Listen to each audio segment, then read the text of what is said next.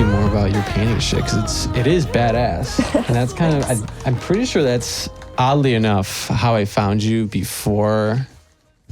You know, you were because you're doing all sorts of other cool shit, but and raunchier shit, but yeah, the paintings you were doing are like, well, yeah. How do you go about that? It's not like oil type shit. No, it's ink. Yeah. Yeah. Yeah, tell me how, because they're all like a similar vibe in how you approach them. Yeah. Certain things have a concept and other things don't. My last project was very conceptual, and it was the first time I was using a larger scale. So I used to only use 12 by 12 canvases, and now I've ventured on to 24 by 24. Have you been painting lately, or you've been a little bit preoccupied? I just got all my painting supplies back. Yeah. So I know it is happy. expensive to do that shit, dude. It is. It's the same thing with me. Like all the film shit I've been doing, dude, Kodak just raised like the prices on film like 50%. And so I'm like, just like shit out of luck.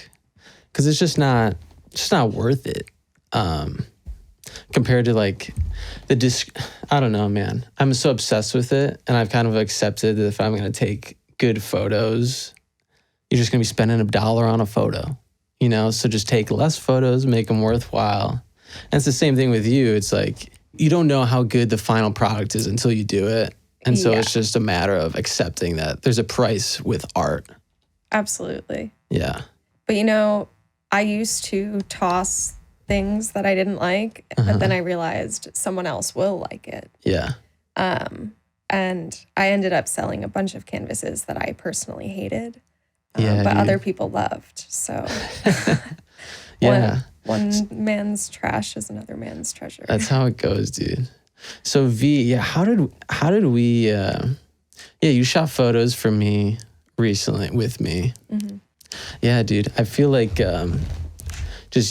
we kind of moved out here at a similar time too. Do you feel like you're adapting to the LA life compared to your New York world? No. No. Dude, it's tough out here, man. Yeah. I mean, I only started driving in August. Right. You just got your license? No, I actually had my license when I was 17. That was just because I was smart when I was younger, and all my friends drank and I didn't. So I wanted to be a designated driver if necessary. And that's why I had my license. Oh, so you don't drink at all? On occasion, but mostly no. Yeah. Yeah, it's just the weed. I got you. Just a lot of weed. Yeah. Like, how often are you smoking? Every day? All day. Yeah, all day. Yeah. Are you a smoker? Do you have one of those pens? I do everything. I mean, I collect glass. I used to manage 3 smoke shops in Brooklyn. Damn. Yeah. Why aren't you doing that here? I thought about it. It's kind of a pain in the ass. I'm personally really against working. Yeah. So you are a Cali girl at heart, then. Yeah, I mean, I moved out here because I wanted a life that I didn't need a vacation from. Yeah. Yeah. So I remember you were telling me, and you don't have to talk about this if you don't want it, but yeah, you got a few clients that you're cranking out with, eh? Here. Did you say you've been doing some sex work out here? Yeah. And everyone out here is terrible. Yeah. Yeah, it is so different than New York. Yeah. And I did not realize how good I had it in New York. And no, I got you. I had regulars that I would see every single week in New York. And the public transpo is so much easier. Oh, dude. no, but I would Uber. Oh, yeah. They're Ubering me. Throw that on the bill. Yeah. Yeah. That's awesome, dude. If I could have, I don't know if I could pull off the gigolo world, but I would if I could. You know, I don't think I could, I don't know, until you start laying out the schedule and the clients are barking down your door, it seems like a viable. It's just out here, they're terrible. Well, how so? Are they just not paying? Just shitty people are reaching out to you? And is this like Is this something you want to be doing, or is it just like a side hustle? Well, I quit my last job Yeah. a few Octobers ago. Sure. And 'Cause decided to do sex work full time after that. You left New York in April, you said? Yes. Yeah. Yeah. Mm-hmm. So I was doing sex work full time for a full 6 months before I left. Best 6 months of my life. Yeah. Because I was always home chilling.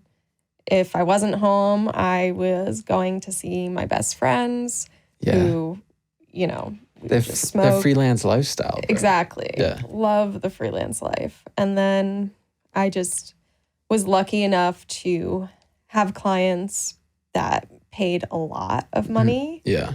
And didn't beat around the bush. And things were just very straightforward. I also had a client who I call him my pasta client. Oh, geez. Like they poured like marinara all over you or something? Oh, no. But he would Uber me to an Italian restaurant like every week or every month, whatever it was. And he would pay me just to have lunch with him. Oh, that's kind of cute. So he literally wanted nothing more than to just help me. Oh, how old is this guy? I have no idea, to be honest. Like middle age? But maybe a little older. Okay. But he actually had been trying to meet with me for years. Before that? Yes. Okay. And I finally answered his message and I was like, dude, what the fuck? Like, I clearly have been ignoring you for the last 3 years. Like, what do you want? What, through like DMs and shit? Through Seeking. Okay. And so he was just like, oh, I just want to take you out to lunch. And I was like, and that's it? And he's like, yeah. I was like, okay. I was a little skeptical, and that's really all he wanted. Yeah. And he became one of my favorite clients. He loved hearing about my life. Does he still reach out to you? Unfortunately, no. No. When I moved, though, he did send me money to buy a mattress. Oh, that's cute. Yeah, and so he was just a sugar daddy at heart, you know? Yeah, exactly. He just wanted the good vibes. Yeah. And did he ever tell you, like, did he have a wife that passed away or something? He had a wife, and he had other sugar babies that he would sleep with. Whoa. He just never did with me, and I'm not sure why. He only ever kissed me on the lips once. And I remember being, like, very caught off guard when that happened. Yeah. Because then I was just like, oh no, is this going to turn into something sexual? Because I definitely didn't want to do anything sexual with him. I'm sure that happens often, where you're put in a situation where you have a client and they're a paying client and you don't want to be there, but... Oh, happens all the time. The paycheck's there. But, I mean, in New York, the men are prettier. Yeah. And... Are they? Yeah, they are. And like, I never really had like ugly or old clients. Like, it was just that pasta client who was a little bit older and someone I wouldn't want to sleep with. But, I mean, everyone else, I felt very blessed. Yeah. Like, the oldest person I had been with was like 33 years old. So not even that much older. I had clients who were my age. In college, I used to valet at an Italian restaurant. And I would see older gentlemen with someone who was clearly like, you know, an escort or someone of the similar nature. And almost every one of them seemed like they didn't want to be there. You know, it was like they were just, they had a look on their face like they were putting up with them. I mean, it makes sense. They're not a lover. Well, I mean, the personality goes a long way because I cannot stand to be around someone who's annoying. Sure. And I had a recent client who it was like an hour that I spent with him, and I just couldn't take it anymore. Ugh. And I just like completely shut down, and I had him leave. Yeah. And I was just like super. Sounds uncomfortable, dude. It was uncomfortable, but like I just wasn't attracted to the dude. I'm like, you got to think about it. Just because the person has tattoos doesn't mean they're attractive. Yeah. Like, I find myself, I don't know what it is, like tattoos, once you start getting them, like you develop an attraction towards them. But obviously that can only go you so far, you know? Yeah. When did you get your first tats? I was 16. Yeah. Yeah. I feel like that one's now covered up. Oh yeah. I was gonna say, like, the first tattoos are the worst tattoos, dude. Yeah, they are. Because you don't know what you want. You just walk into some random fucking shop. Well, lucky for me, I was obsessed with Suicide Girls and inked. Yeah. You shot with them, didn't you? Yeah, I'm a Suicide Girl. Yeah. And one of my artists actually works at Inked. Cool. You don't know her name? His name? Oh, Bradley. Bradley Silver Tattoo. He has a very unique style. Yeah. Is that the painting ones or no? No, he did my legs, and he also just randomly did my fingers, which I know he's very proud of. Yeah. Because it was his first time ever doing a finger tattoo, and like my moon one is just so crispy. Hell yeah, dude. Yeah.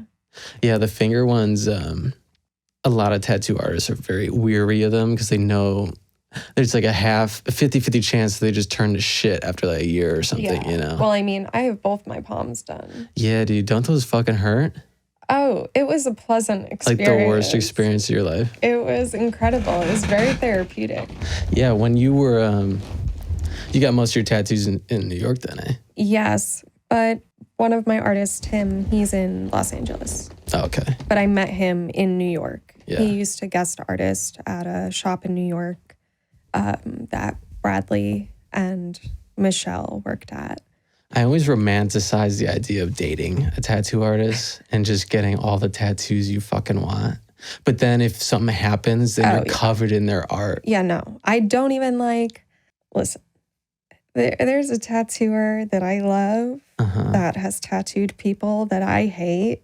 Oh, yeah? And I still haven't gotten a tattoo from that person just because of that. Just because of their clientele?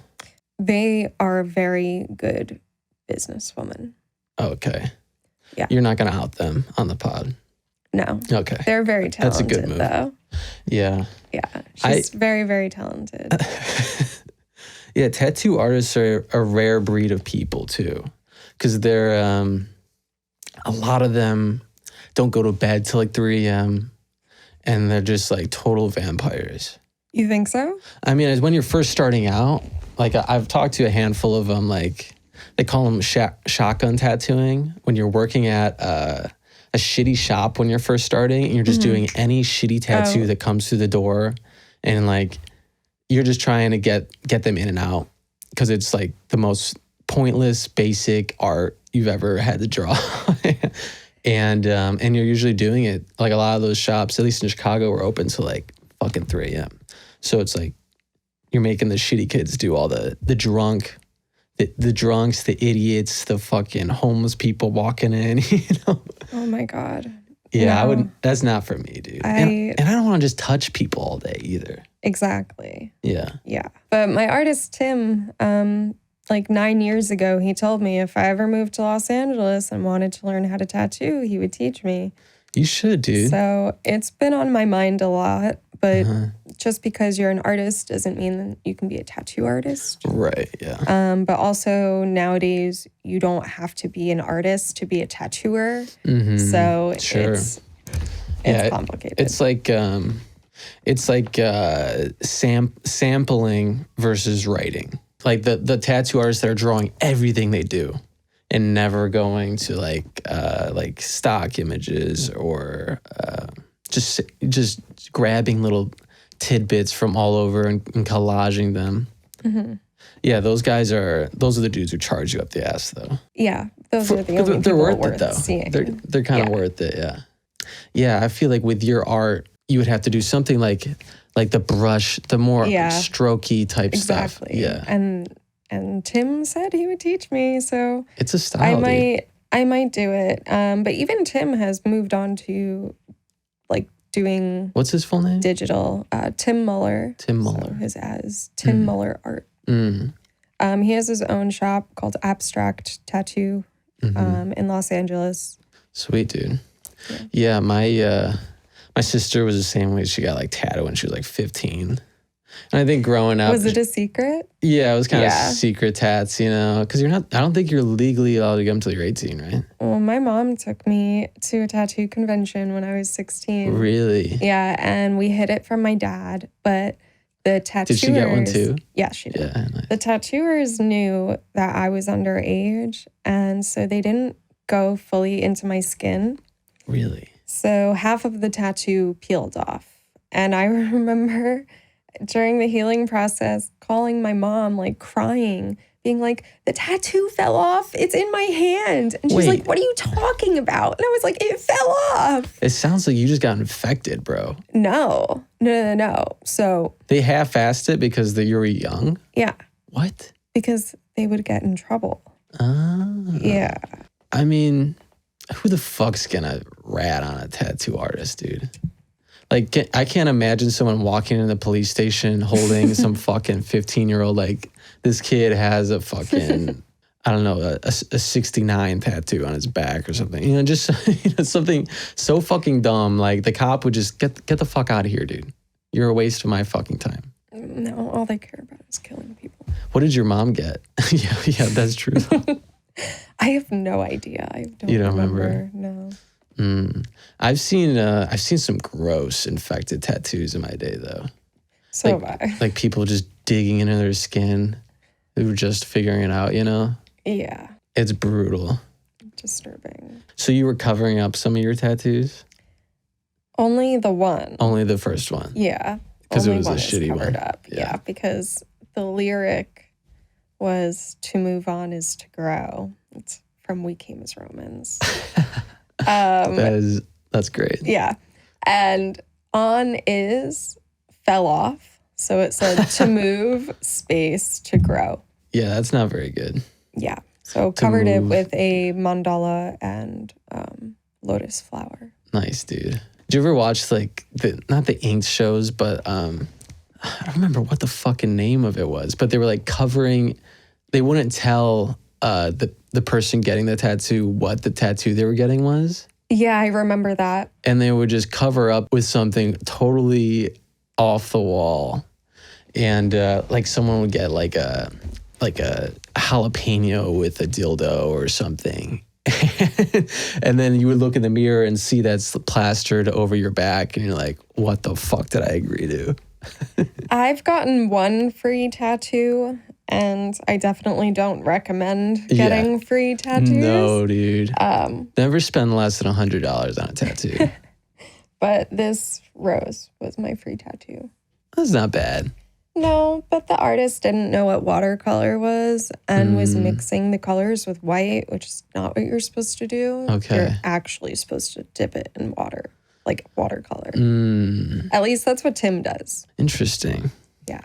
Tattoos are cool too because they go back. Now they're becoming mainstream for like Western culture, but they date back thousands of years. Like people have been dyeing and putting ink in their skin forever. And I mean, back then it was all traditional type stuff. Right. Like I love seeing like the Samoan people like covered face tattoos. That shit's badass. But you can never do that if you weren't that race. It would be like appropriating or something. Yeah. You know, I've thought a lot. I've asked people their opinions about blacked out tattoos. Yeah. Because while I personally wouldn't get one, I've seen some that are really beautiful. But to what extent is that okay? Is that sourced from some indigenous group? I feel like people do it because either they're covering shit up or they have some hard on for just being covered in ink like that. I'm not really into it, but I could see the appeal of it. But I know this one girl who has a very, very it's gorgeous. It's on her back and her arms, and it's cut out, and it's very abstract. And I don't think that relates to that, but it is a lot of black ink on her. And it's probably not, in reality, to get dosed with that much ink at once. Yeah. It's probably not good for your system. I don't think so. I actually went to a psychic once. My aunt took me. Uh-huh. And the first thing the psychic said when we walked in was, "You need to stop getting tattooed." And I was like, "Excuse me?" And she's just like, "You're getting too many too fast, and it's not good for your system." And she was like, "I'm sorry that, the spirit was just I just had to tell you right now." Yeah. I was like, okay. Well, I feel like a lot of modern inks aren't putting that much crazy shit in anymore. Like, I would imagine back in the day, there was a lot of more weird ingredients in the ink. Yeah, I mean, there are vegan inks, and there are also inks that are from, like, bugs. Right. Do you think those vegan inks, though, like, do you think they actually, like, last? I've been is all your stuff vegan? A bunch of vegan, yeah. Oh, nice, Most dude. of it, yeah. That's cool, though. I want some, like, carnivore ink. Like, some beef infused with my ink. I'll take beets. Yeah, beets. Yeah. When did you go vegan? I think 2017. Yeah. Yeah. Was there a reason behind that? Yeah. My body couldn't digest meat very well. Oh, yeah. And I was actually visiting my friends who live in Oakland, and they're not vegan, but they have a mostly plant-based diet. And I visited them for like 2 weeks and, living on their diet. And I had never felt better in my life. And so I did it mostly for my health. Of course, I love animals as well, but it was for my health. Yeah, I know we talked about your Ehlers Syndrome. Yeah, Ehlers Danlos Syndrome. Yeah, and how you're dancing, and you can only dance for so long before you start getting a little creaky. Oh, yeah. Do you feel like the dance world, because you're not a stripper necessarily, but I'm a go-go dancer. A go-go dancer. Yeah. Yeah, but you're in lingerie. One day. You're in lingerie the whole time. Yes. Yeah, do you feel like that's something you can do for the long haul? I want to. Yeah. It makes me feel very, very good. It makes my body feel good. It makes my mind feel good. Right. It's a lot of self-love and love from the audience. And I mean, at least at Bar Sinister, they have created a very safe space. And even the crowd, like, if anything happens, they get the shit beat out of them. Oh, yeah. Like, they'll find that person in 0.2 seconds and they're out. Can you explain what the Ehlers thing is exactly and how that affects you, though? Yeah. So it is a connective tissue disease, which is everywhere in your body. Yeah. It's mostly known as a joint disease, but that's not entirely true. But a big symptom is that my joints dislocate, my shoulders and my hips dislocate a lot. Did this start from day one, or is this something that developed later in your life? You're born with it. Yeah. Yeah, it's genetic. So it's just something you've been dealing with forever. Yeah, but I didn't know that I was dealing with it when I was younger. Right. No one was diagnosing you yet. Yeah, it takes years to get diagnosed. You have to have a history of chronic pain. But I mean, I think that they can still diagnose it without people having to be in pain for 5 years. And it's not fair to people because people with EDS get medically gaslit the most. Any rare disease. Yeah, because, dude, I can't imagine being a doctor and just the amount of information you need to be soaking in all the time from current patients, from past patients, like new journals coming out. Most doctors don't know what EDS is. Yeah, exactly. I went to the hospital. And I never heard of it till I met you. Yeah, I went to the hospital and the doctor seeing me didn't know what it was. And it was very obvious he was Googling what it was right in front of me. No. And I was at the hospital for like 6.5 hours. And every few hours, he would go and ask me more questions. And it was obvious. He was just, he was doing his research, which I applaud him for. And before I left, he actually thanked me for teaching him a lot about it. But because he just kept saying like, oh, it sounds like your fibromyalgia. And I was like, no, I know what my fibromyalgia is and I know what my EDS is. I know the difference between the symptoms. And while both deal with chronic pain, fibromyalgia isn't going to cause my discs to herniate and slip.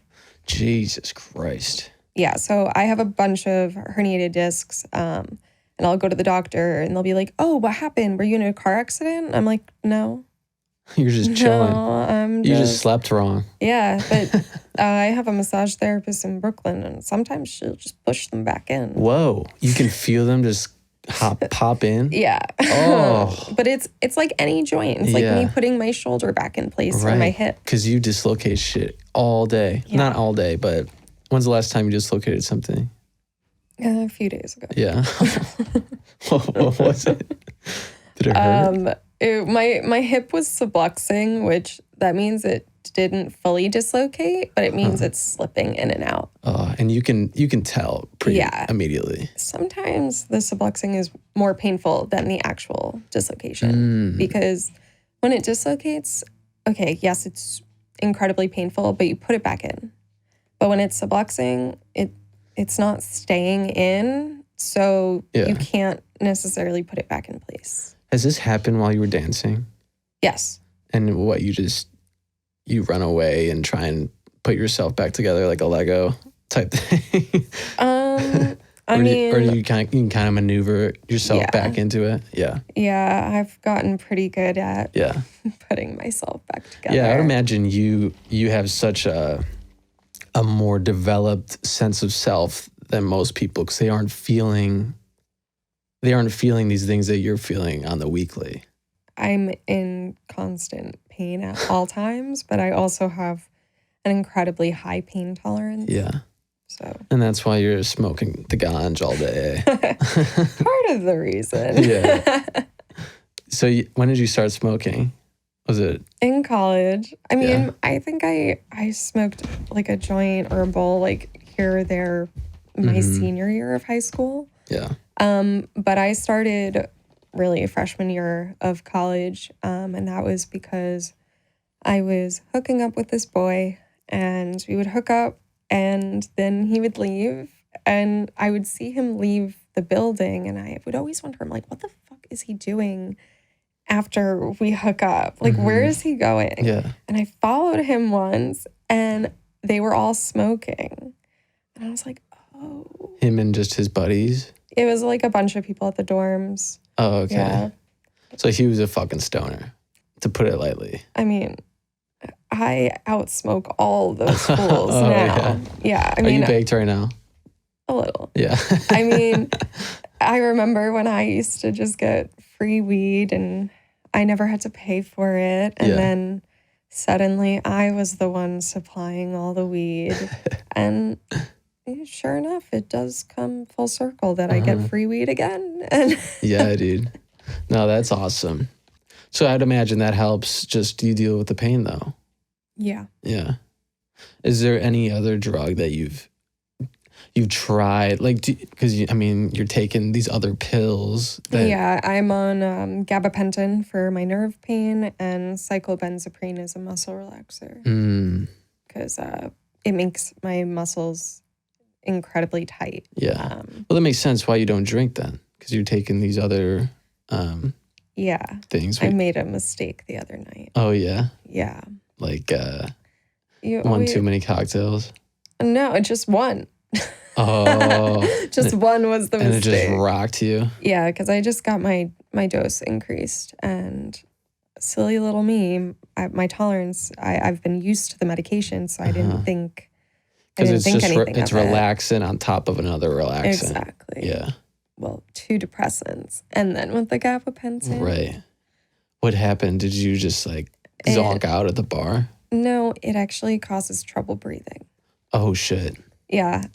So at first I thought someone spiked my drink. And I looked up the symptoms of that and I was like, okay, that's not what I'm experiencing. Yeah. And then I was like, oh, yep, I'm a dumbass. And sure enough, I Google cyclobenzaprine with alcohol. Damn, dude. Were you with friends at all?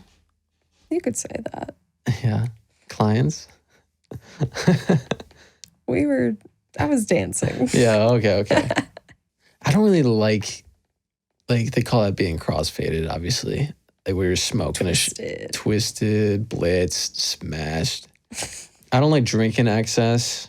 I don't even like getting high to the point where like you're just a fucking blob, you know? The last time that happened was the first time I tried the menorah bong. Oh, yeah, I saw you did that. Yeah, and I got it like Christmas week, and it was really, really nice out that week. And I really wanted to go to the park. Dude, you weren't even read. like exhaling. You just kept like inhaling a bowl after a bowl on this fucking thing. I was like, what the fuck are you doing? You're by yourself too, just getting railed. Yeah, that's awesome. You know, for the first time ever, I was like, wow, I'm too high to drive. And I couldn't go to the park and read. Yeah. I had to stay home. That's fucking hilarious. I never seen because you're a glass connoisseur, clearly. Yes. Do you have like a collection at home of different pieces? Yes. Yeah. I also, have given pieces away because of my move. Yeah. You're like bartering your glass. I'm just really upset over one piece I had given to a friend and they broke it. Oh no. And it's a piece that Grav Labs does not make anymore. Uh-huh. And that's your brand. I do love Grav Labs. Yeah, they're pretty solid. I also love Apollo. Apollo is more artistic and I collect their honeybee collection. Okay. So I have 3 honeybee bongs, 1 honeybee pipe, and 1 honeybee joint bubbler.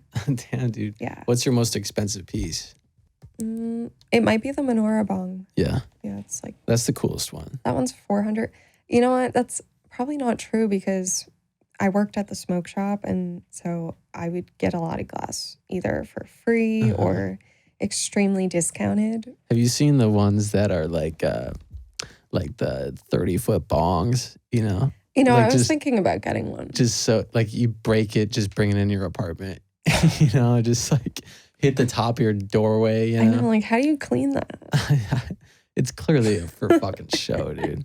I would imagine if you were to get that, you couldn't do glass. You would have to get like one of those carbon fiber ones, or like I would break it. I would break it so quickly. Like how many bongs in my life have been shattered just from... I've only broken glass when I was cleaning. Yeah. Whether I was cleaning the glass itself and I slipped and hit it in the sink. Right. What's the secret to cleaning glass? I use orange chronic. I know some people say, oh, alcohol and salt. But no, orange chronic has a degreaser in it and it's I've never the heard best of that. shit. It's really good. Orange chronic. So do you have like a strand selection of choice, or do you kind of bop around different sativas and indicas? I'm mostly an indica girl. Yeah. But I do stick to a select few brands. With flower, I'm very particular. Yeah. I only smoke these Pure Beauty sativa joints. They're incredible. It's like drinking a cup of coffee. Yeah, dude. When you smoke that. Dude, I only buy pre-rolls. I don't really buy flower anymore. It's just like, I just like the joints, just having something about holding and just exhaling with, you feel like you're in the 50s, at the diner. Did you used to smoke cigarettes? No. I'm getting into it though. Not really. But I think there's, if more people smoked, the world would be a better place for sure. I agree. Yeah. Yeah. If if they smoke cigarettes, more people will die, so it'll be a better place. Yeah. Or if they smoke weed, more people will chill the fuck out, so it'll be a better place. Less car crashes because everyone's driving 5 miles an hour. Less bar fights because everyone's just sitting down talking about space. Yeah, I mean, I could be extremely angry and then smoke a bowl and be like, oh. Nothing matters, dude. Literally, nothing matters. Yeah.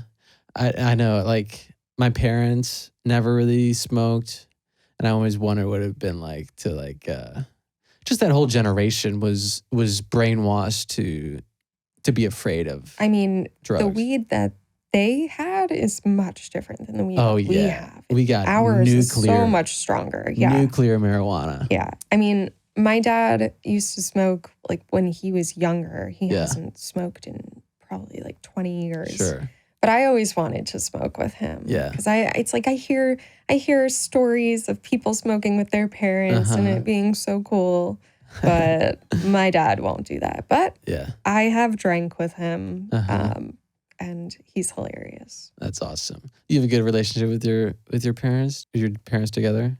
No, they divorced when I was 4. Yeah. Yeah, I have no contact with my mother, and my father's slowly creeping back into my life. Oh, yeah.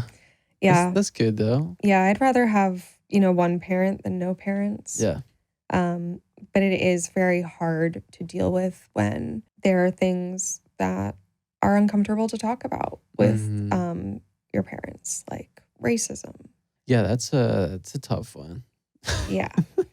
Hey guys, you made it this far. Some quick, shameless self-promotion. I'm giving you a free coupon to my store on freddytylerpaul.com. You can get any tee, any sweater, any book, any album of mine for 25% off. Just put in bad advice at checkout and you're golden.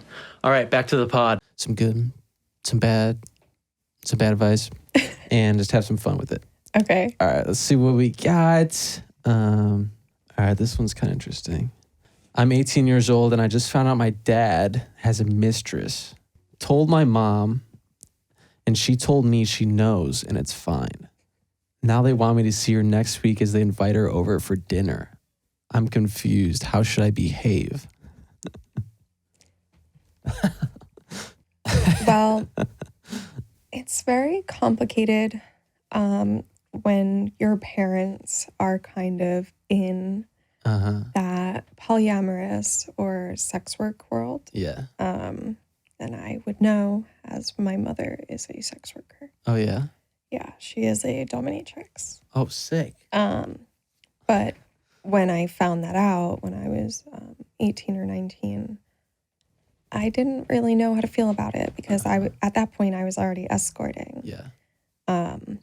And I remember I went to like my first kink event. It was called Kink Out, and I remember watching, like, there were a few doms there, and I remember watching them and just feeling I didn't know how to feel because was everyone just covered in leather? Basically. Yeah. Leather latex. Yeah. Wait. So you went to this with your mom? No. I didn't go with my mom. Oh. No, but I was like thinking of her when I was there because I was like, that's what my mom does.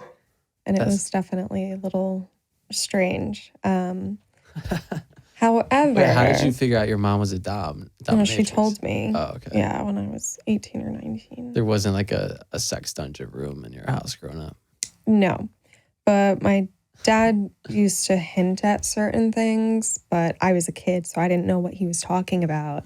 And then once my mom told me, it all kind of made sense. So you feel like I'm sure that influenced your pathway in some way, would you say? I'm not a dom. Yeah. So you don't want to slap people with a leather stick? I mean, I would. I would love to. Yeah. Yeah. You just haven't explored it yet. Exactly. I consider myself a chameleon.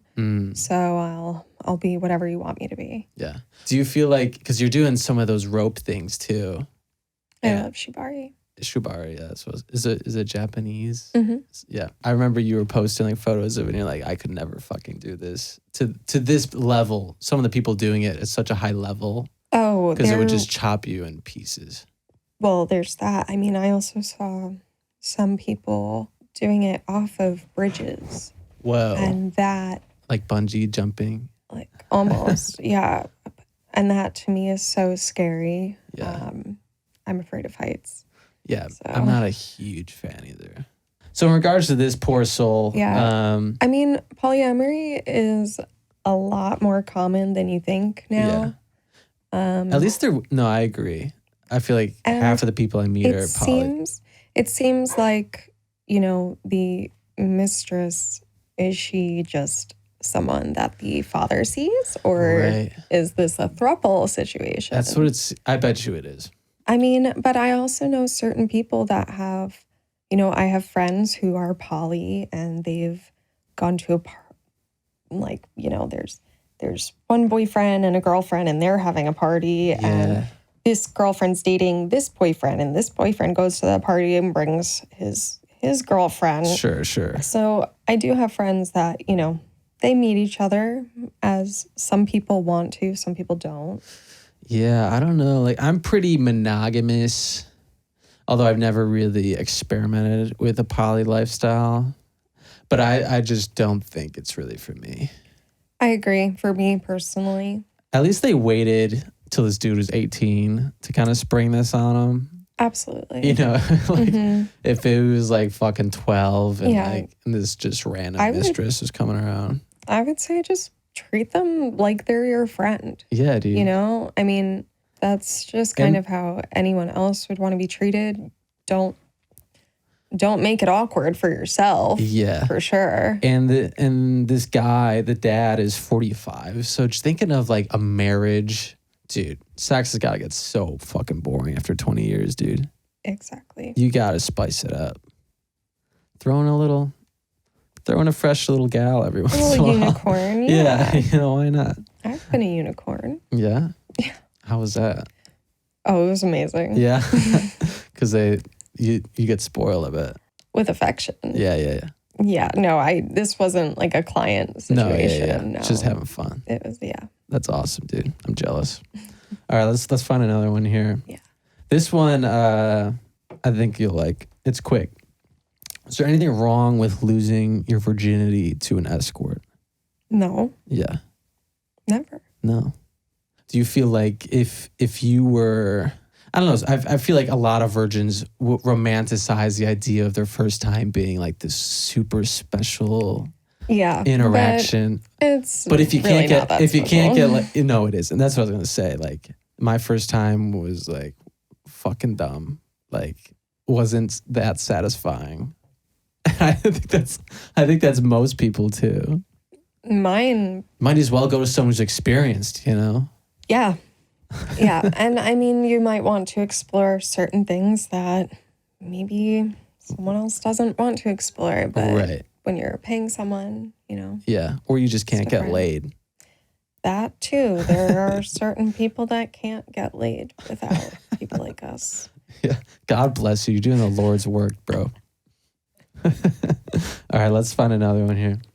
This one will give us a little deep dive into who you are as a person, and that this poor guy, he's a 20-year-old man. I have an incurable last stage cancer and God, just a few months to live. What should I do in these last months to make these last months of my life worth living? So if this was you, if you just got diagnosed and you're totally capable to travel, to handle yourself, how would you spend your last few months? Well, if you had cash too. Amazing. Yeah. Let's assume you got a bank account. Yeah. The one difficult thing is my cats. Oh yeah, you got to set them up. Put them in the will. Oh no, but I mean with traveling. Oh yeah. Because I would love to travel. Sure. But my cats need me, so it is very complicated. Uh-huh. I would have to do only like 1 week trips at a time Okay. to places Or and then come back. Or charter a plane and have them riding with you. If they could come with me, totally. Dahlia is How many cats do you got? I have 2. Oh, okay.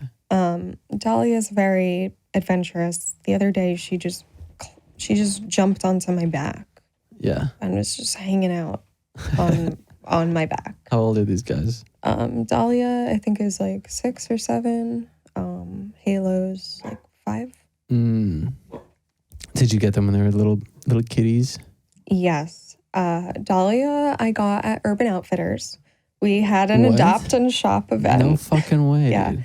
I worked in New York on 5th Ave and 43rd Street. So very high traffic store. And we had this super cute event. And I was one of the first employees at walking into the store, and I saw all the cats. Dahlia was the only cat there, or kitten, that wasn't black. And I already had a black cat growing up, so I wanted something different. So I picked her. Dude, cats are a funny animal. Like they I don't know, I was talking to some people about it, and you got to raise them like a dog a little bit. Because if you let them just become this reclusive little she-devil, you know? It's very hard to train cats. Yeah. And also, some cats are just bad. Right. Like Halo, he was found in a dumpster in Brooklyn. So when I got him, he was feral and scared and sick. He is so afraid to do anything wrong. He barely ever jumps on the counter. And if he does, it's because he saw Dahlia do it. Yeah. And he They're just a bad influence on each other. well, Halo sees me discipline Dahlia, and he's like, okay, I'm not going to do that. He's a good little boy, and he gets spoiled like one. That's cute. So you're not a dog gal at all then? I grew up with a pug. Oh yeah. And so I really like dogs with smushed in faces. Same. But pugs take the cake over Frenchies. Well, dude, Bostons. pugs are a sad breed because they're just half of them can't breathe. Yeah. And they're just a flat, someone just took the breed and every time they were born just pushed their snout in a little more or something. And yeah, you hear them breathing or they can't even bark. They're just screaming, you know? Well, you also have to make sure your dog doesn't get overweight. That happens to a lot of pugs, and that doesn't help their health at all. They got sleep apnea or something. Yeah. My pug was very healthy. The only health problem he had was with his eyes. I don't really know what it was. Yeah. He was getting something in his eye. Do you want to smoke a little joint or something? Or are you? Yeah. Yeah, for sure. Can't say no to that. All right. Did you read Matthew Perry's book, Friends, Lovers, and the Big Terrible Thing? No. Matthew Perry has recently changed my life. He's seen some shit. He's been through a lot. Yeah. And made millions.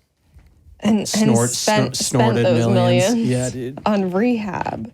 Yeah. Alone. I saw pictures of Matthew Perry. He was talking he was pointing out screenshots of Friends over the years. Oh yeah, this season I was an alcoholic.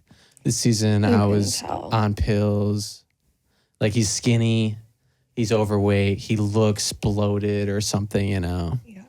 Yeah, dude. I feel He said he was never high on the job. Bullshit. Some people... Those guys are filming. They're all year. Yeah. I mean... I don't know. The thing is when you're an addict, it's very easy to be successful as an addict. Sure. Pills, I'm not really sure. But well, dude, him and his co-stars, what were they making $250K a fucking episode or something? by the last season, they were making $1 million per episode. Oh my god! Each of them? Yes, and that was because David Schwimmer, made a deal that, they would all get paid the same. Is that the Ross character? Mhm. Yeah. Yeah. And he didn't have to do that. That's a great deal, dude. Yeah. Yeah, that's the same thing with like bands. Like I've seen bands that split like royalties. Like the lead singer gets most of them, and just like incompatible percentages, and it kind of pits the characters against each other. Just makes for like Yeah. it just makes for a toxic fucking co-star relationship. So in that book, what were some of the crazy shit Matthew Perry was up to? He had like this obsession about being famous. I feel like that's a lot of actors. Yeah. It's like, Yeah. I feel like if you want to make it in the acting biz, not only you have to love acting, obviously, but you have to have an obsession with all eyes on you. Just having that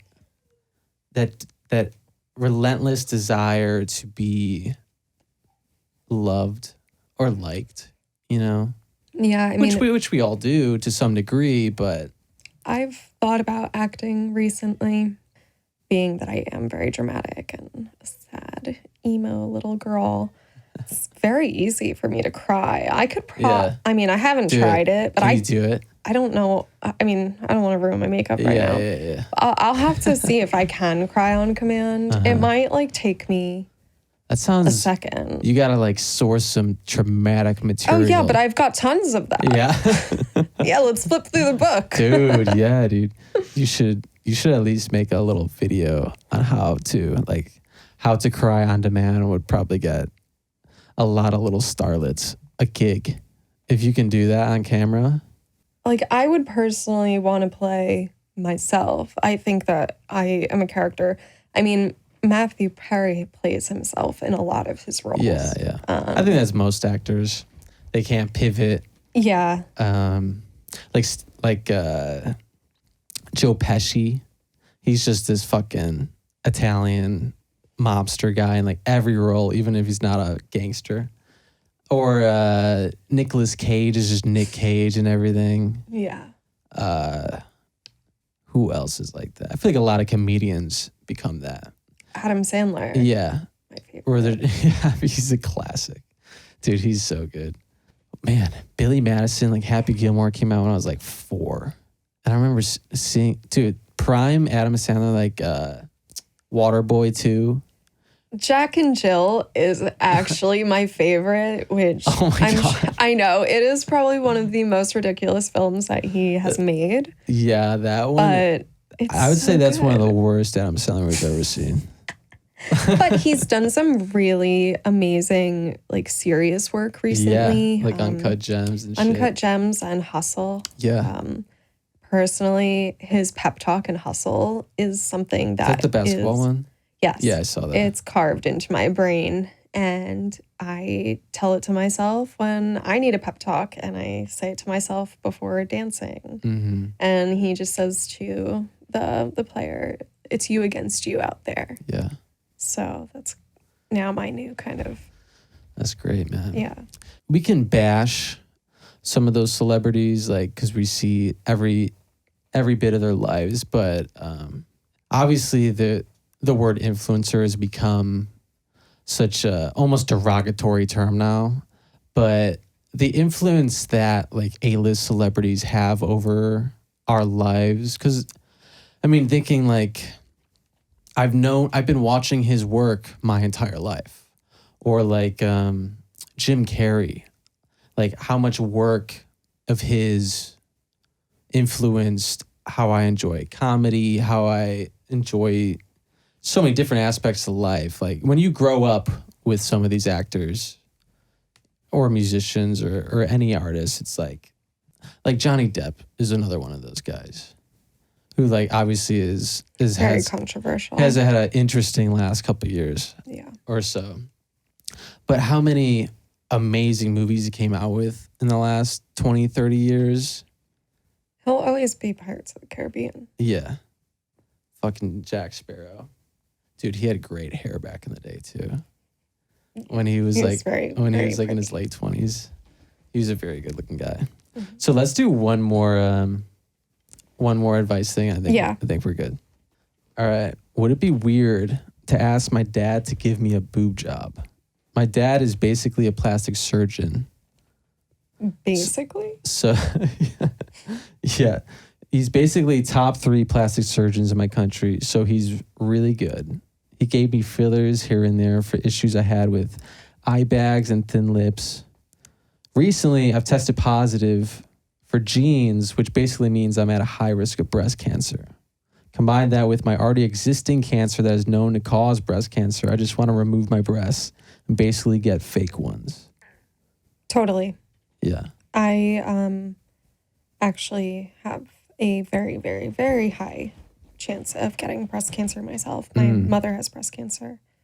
And when I was 15 years old, the OBGYN spoke to my mom about cutting my boobs off and getting a boob job when I was 15. Whoa. Because I have such a high risk of developing breast cancer. Wow. So when it comes to, I mean, I'd say if you wanted it for other reasons, maybe not go to your dad. Yeah. But because it is purely, medical, I think absolutely Is there an do age? it.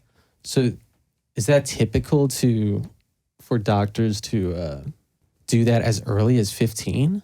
Do you know? I don't know. No. I mean, no one wants to get that surgery.